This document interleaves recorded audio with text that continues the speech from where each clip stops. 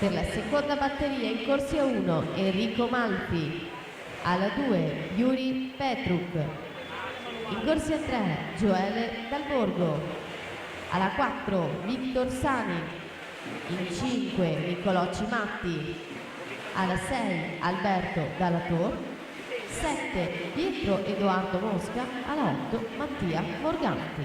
Finaliste quindi ragazze: Bari, Pizzol, Tellan, Bottega, Facca, Solmi, Neamtu e Alice Gavagni. Ultimo tempo per l'ingresso 1:09 e 92.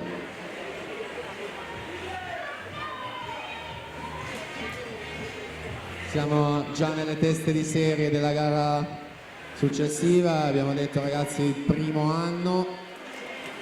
Batteria 1 si completa: Giovanni Filippini 1:3,98 su Samuele Ostanello 1:4,72.